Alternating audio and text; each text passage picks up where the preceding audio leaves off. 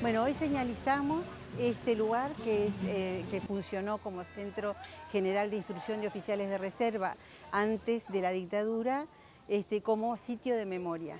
Eso lo que implica es que en este lugar se define como sitio de memoria cuando en este lugar o se violaron los derechos humanos o fueran, en este caso no es, pero o representaran lugares, por ejemplo, de resistencia a la dictadura o estuvieran en la comunidad, en la memoria, vinculados a algún hecho de violación o de resistencia a la dictadura, de violación a los derechos humanos o de resistencia a la dictadura. La declaración de sitio de memoria es algo que lo puede hacer la Comisión Nacional Honoraria de Sitios de Memoria, así lo define la Ley de Sitios. Y bueno, esta declaración se hizo ya en el 2019, fue la séptima resolución de la Comisión, pero por la pandemia no se pudo señalizar. Antes la Ley de Reparación lo que hacía era también marcar los lugares también donde hubiera habido violación a los derechos humanos.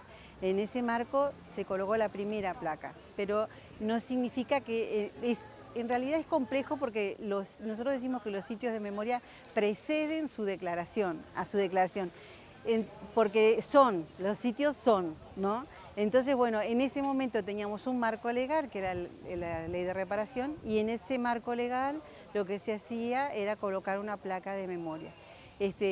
Avanzamos en el marco legal, se creó la Ley de Sitios y entonces ahora pudimos declarar este lugar como sitio de memoria.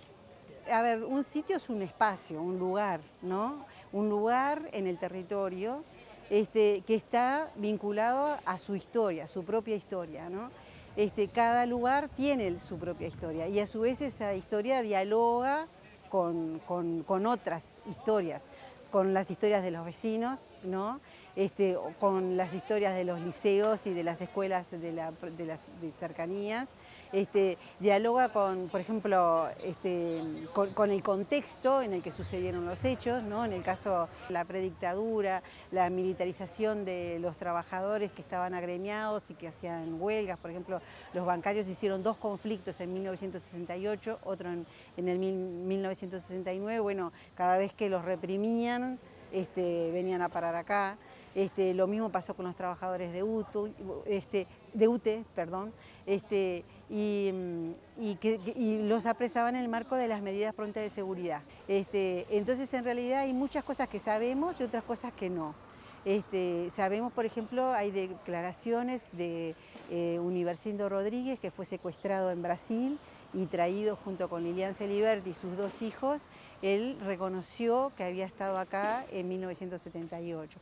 Después Humberto Pascareta, que era el trabajador del que me estaba hablando recién el compañero que era trabajador de UTE, fue asesinado, aparentemente, si no fue acá, por lo menos estuvo acá. Y después sabemos también que en 1980 los trabajadores intentaron organizar el 1 de mayo y también los reprimieron, ¿no? Obviamente con un trabajo de inteligencia, y los trajeron para acá, los tuvieron en el gimnasio, lo que en ese momento era el gimnasio, ¿no? Después hay otras cosas que realmente no sabemos, y lo que tratamos es de ir como despejando y tratando de conseguir cada vez más verdad sobre lo sucedido, ¿no?